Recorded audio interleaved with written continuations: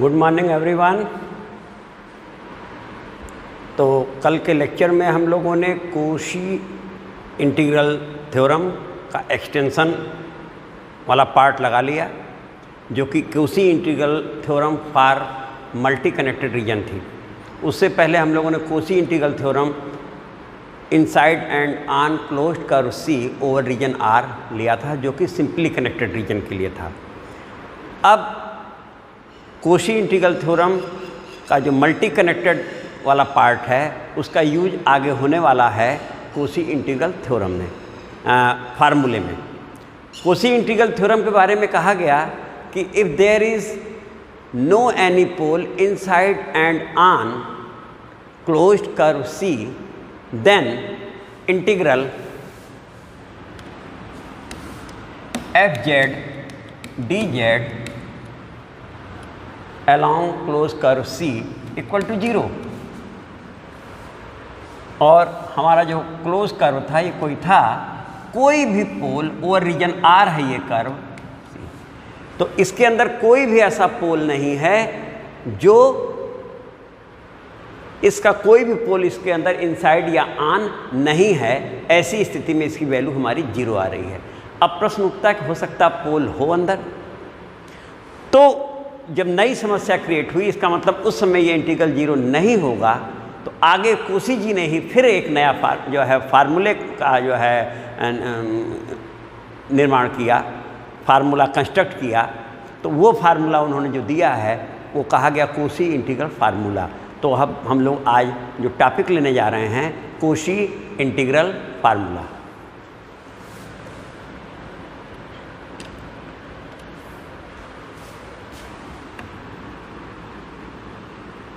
कोशीज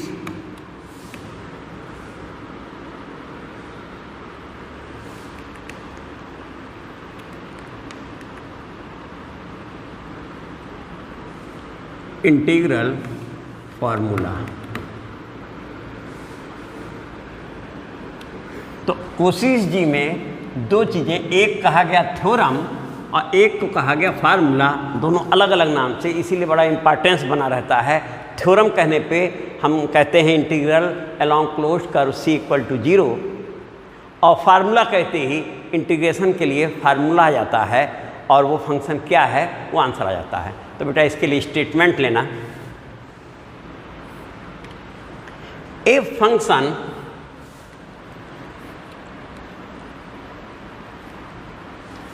F Z is analytic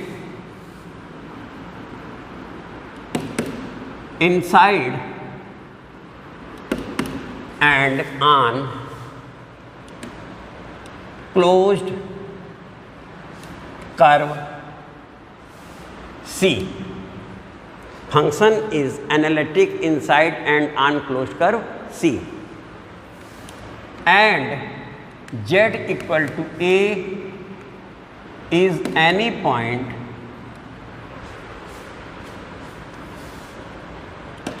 inside closed curve C,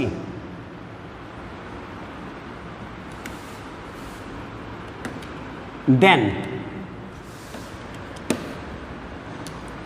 f A equal to 1/2 pi I integration along closed curve f z upon z minus A dz। ये है बेटा कि function F Z is analytic inside and on closed curve C, and Z equal to E is any point inside closed curve C over region R भी कर देते हैं, over region are.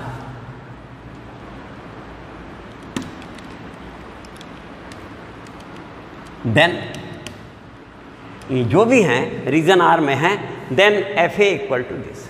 ये बेटा हमारा स्टेटमेंट है। अब इसका प्रूफ लिया जाए। ये आया कहाँ से? ऑब्जेक्टिव क्वेश्चन के लिए डायरेक्ट यूज होगा, very important part for objective question. वहाँ लगाते समय हम लोग जो हमारा क्वेश्चन होगा उसके डिनोमिनेटर को 0 इक्वेट करेंगे, तो ये बेटा z इक्वल टू ए इस समय यहाँ पोल हो जाएगा, और पोल है तो ये पॉइंट पहले ही इनसाइड कह रहे हैं, that means pole of this lying inside curve C. अब ऐसी स्थिति में वैल्यू 0 नहीं होगी, तो 0 नहीं होगी तो क्या होगी, ये आंसर बेटा है F। अब बेटा इसका प्रूफ लिया जाए। Proof,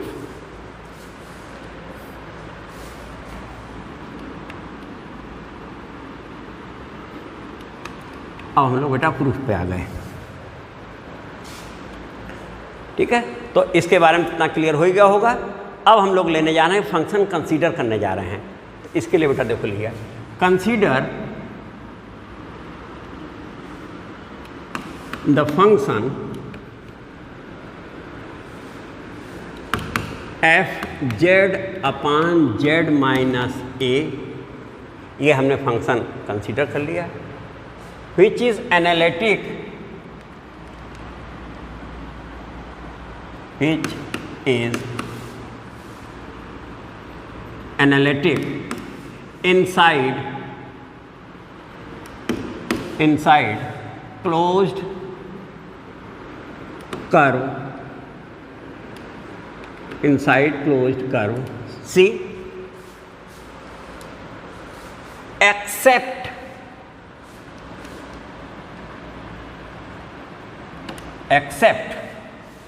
z equal to A, except z equal to A. तो ये हर पॉइंट पर एनालिटिक है, z इक्वल टू ए, जो कि इनसाइड कर्व सी था, उसको छोड़ के बाकी सब पे ये एनालिटिक है। तो except z equal to A in region R, ये हो गया बेटा। ये सभी कहाँ है बेटा, ये सारे पॉइंट्स हमारे जो भी हैं वो रीजन R में है बेटा। अब जब इतना कह दिया गया तो अब इसके आगे बेटा हम लोग करने क्या जा रहे हैं, एक सपोजिशन लेने जा रहे हैं। सपोजिशन जो हम लेंगे उसके लिए हम लोग करते क्या हैं, पहले लिख देते हैं, draw a small circle C1, draw a small circle C1 inside closed curve C, comma, with center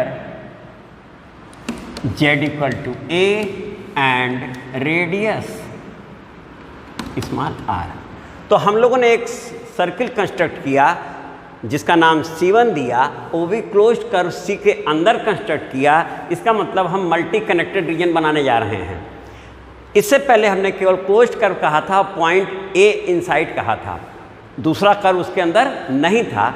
supposition किया कि एक ये सर्किल है स्मॉल और वो इसके क्लोज कर्व के अंदर है। तो बेटा फिगर कंस्ट्रक्ट कर दें पहले। ये देखो बेटा, हमारा ये कोई क्लोज कर्व C था पहले से, ये इसके अंदर हमारा पॉइंट z इक्वल टू ए, यहाँ पॉइंट भी था पहले से, रीजन R में था। अब हम लोगों ने किया क्या कि एक स्मॉल सर्किल कंस्ट्रक्ट कर दिया। तो ये बेटा स्मॉल सर्किल देखो हम लोगों ने कंस्ट्रक्ट कर दिया, जिसका नाम दे दिया C1, और इस क्लोज कर्व C के अंदर। अब इस समय ये मल्टी कनेक्टेड रीजन हो चुका है और इसका जो सेंटर है वो A है और रेडियस है small r, radius small r है बेटा।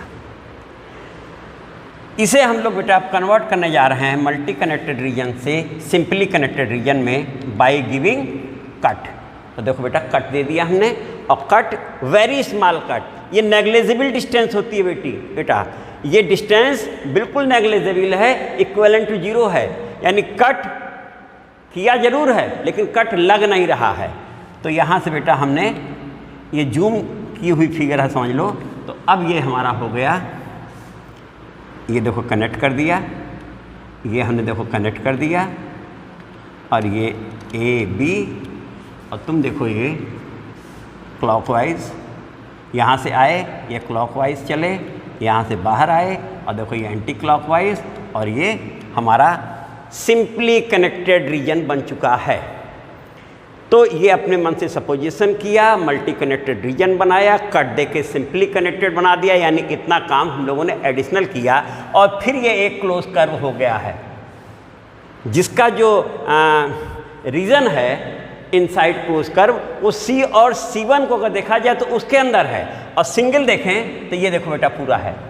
तो अब इसके आगे बेटा हम लोग आए, तो अब जब ये हमारा बन चुका है और हमने कनेक्टेड रीजन बना लिया है तो इसके बाद हमारा जो फंक्शन है ये एनालिटिक होने जा रहा है। Now fz upon z minus a is analytic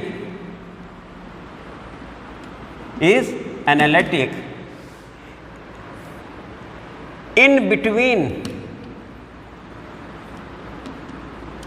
curve C and C1। अब देखो बेटा इसको लेते हुए पूरा एक क्लोज कर्व बन गया और इस over region R, over region R कहाँ का? रीजन R का। अब जैसे ये हो गया तो कल अभी हम लोगों ने वही थ्योरम निकाली थी, याद होगा, Cauchy integral theorem, extension of Cauchy integral theorem, जो कि मल्टी कनेक्टेड रीजन के लिए थी। अब उसका एप्लीकेशन करने जा रहे हैं। तो then by Cauchy integral theorem for multi connected region. अब इसके आगे बेटा आ गए, then by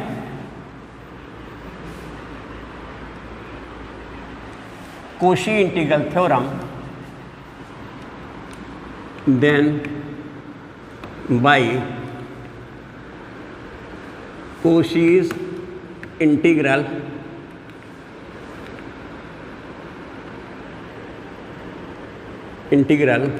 theorem for multi-connected region, for multi-connected region between C and C1। तो देखो बेटा ये क्या होने जा रहा है, कल ही अभी हम लोगों ने निकाला था उसके अनुसार लेने जा रहा है। Integration along curve C fz upon z minus a dz equal to integration along curve C1 fz upon z minus a dz। बेटा ये बन गया। तो ये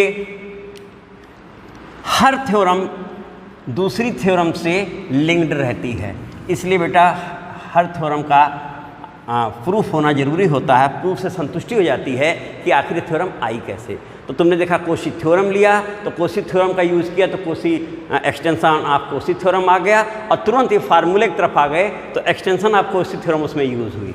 अब इसके आगे बेटा चले, integral along close curve C fz upon z minus a dz equal to बेटा C1। अब इसमें देखो बेटा fz अपने मन से हमने fa सब्सट्रैक्ट किया, तो सब्सट्रैक्ट किया है तो ऐड भी कर देते हैं, और अपान z माइनस a dz। बेटा देखो ये हो गया, यहाँ तक नोट हो गया होगा। इसके आगे आए हम लोग बेटा, तो this is equal to integration along C1 fz minus fa upon z minus a dz और प्लस fa कांस्टेंट है बाहर निकाल लिया, dz upon z minus a, दो इंटीग्रल में ये ब्रेक हो गया अलोंग कर्व C1। ये बेटा हो गया। इसके आगे की लाइन अब हम इस प्लेस पर लेने जा रहे हैं बेटा। तो यहाँ हम लोगों ने एक सर्किल कंस्ट्रक्ट किया था बेटा, जिसका centre z equal to a पे है और रेडियस r है। यानी अगर हम उसे कॉम्प्लेक्स फॉर्म में लिखते तो वो सर्किल हमारा होता modulus z minus a equal to r होता, यही तो होता। और ये तभी आया रहा होगा जब z minus a equal to r E power i theta रहा होगा, तभी तो ये आया होगा बेटा, क्योंकि इसका मॉडुलस लेंगे तो E power i theta cos theta plus i sine theta होता है। मॉडुलस होने पे cos square plus sine square 1, तो ये हो गया बेटा। ऐसा करने से बेटा हमारा जो z है वो a plus R E power I theta हो गया रहा होगा, और डी जेड हमारा बन जाएगा ए जीरो हो गया are I E power I theta D theta बेटा, ये बन गया। अब तुम देखो ये हम यूज़ करने जा रहे हैं, और ये देखो ये इसके आगे की लाइन ये लिखने जा रहे हैं बेटा। देखो तो इसके आगे की लाइन बेटा हमारी हुई इंटीग्रेशन अलोंग कर्व C1 में, पहले C है, integration along curve C F Z upon Z minus A D Z equal to integration along C1 F Z means A plus R E power I theta, और ये हो गया minus F A upon Z minus A R E power I theta हो गया बेटा। देखो, और D theta हमारा हो रहा है, डी थीटा हो रहा है I R E power I theta D theta. कहाँ से आया है ये हमने साइड में लिखा है।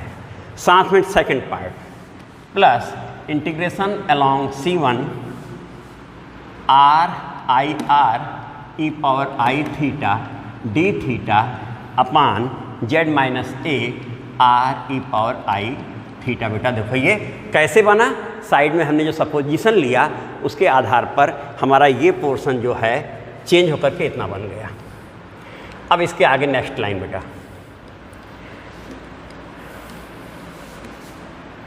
नेक्स्ट लाइन हम लोगों ने जब लिया तो तुम देखो ये R E power I theta cancel out हो जा रहा है, तो this is equal to integral along close curve C1 F A plus R E power I theta minus F A, ये बेटा हो गया, और आई यहाँ बाहर कर देते हैं। चलो आई हमने यहाँ बाहर कर दिया इक्वल टू, ये आई बाहर हो गया, ये हिस्सा हो गया, इतना कट गया डी थीटा बेटा। और साथ में हम लोग अगला पार्ट जो लेते हैं वो देखो,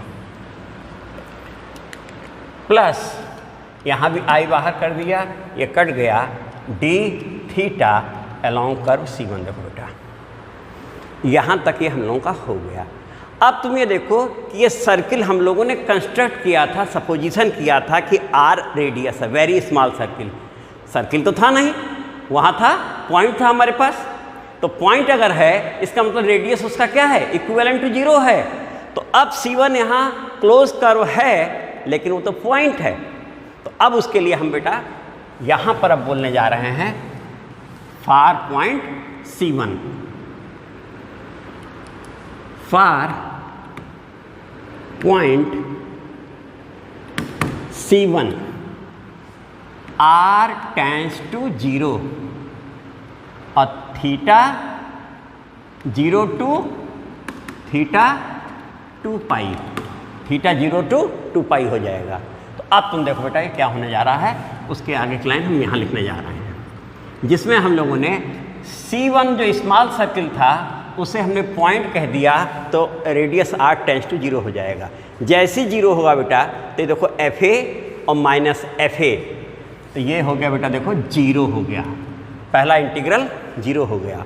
और ये प्लस I और जो क्लोज कर्व है 0 टू 2 पाई में बन रहा है, तो 0 टू 2 पाई थीटा।